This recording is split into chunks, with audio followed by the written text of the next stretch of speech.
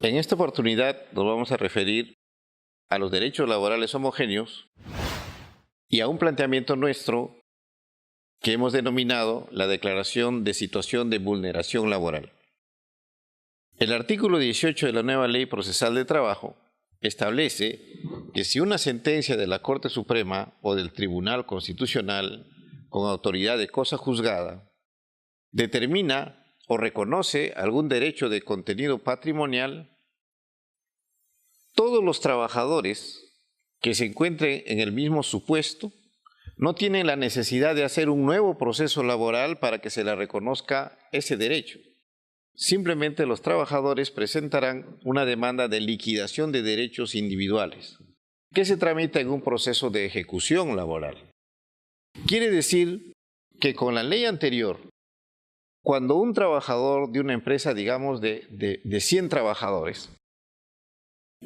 obtiene el reconocimiento de un derecho o de un concepto remunerativo a través de una sentencia de la Corte Suprema o del Tribunal Constitucional, los demás trabajadores que se encuentran en el mismo supuesto, con la ley anterior, tenían que hacer sendos procesos laborales, es decir, si son 100 trabajadores y uno de ellos obtiene una sentencia a su favor, los demás 99 trabajadores tendrían que haber impulsado 99 procesos laborales. Con esta figura de la Declaración de Derechos Laborales Homogéneos, se evita precisamente de que los trabajadores tengan que iniciar un nuevo proceso de cognición para que se les reconozca el mismo derecho. Pues si están en el mismo supuesto que el trabajador que ha obtenido una sentencia, evidentemente solamente plantearán una demanda de liquidación de derechos laborales que se tramita en el proceso de ejecución. Esto evidentemente evita que el Poder Judicial se sobrecargue de procesos, puesto que ya existe una sentencia del Tribunal Constitucional o de la Corte Suprema que lo ha establecido y solo los demás trabajadores que están en el mismo supuesto se acogen a esta sentencia. Sin embargo, lo que no ha previsto la ley es qué sucede en aquellos casos en que la sentencia del Tribunal Constitucional o la Corte Suprema no tiene contenido patrimonial. Nos referimos, por decir,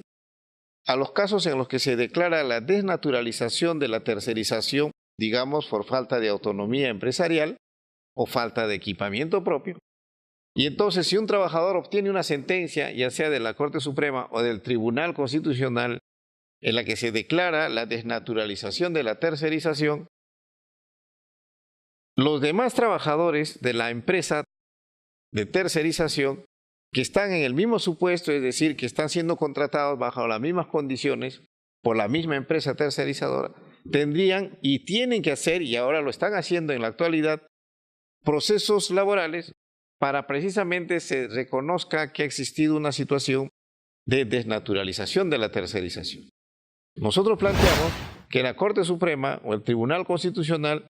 tengan la posibilidad de declarar la existencia de una situación de vulneración laboral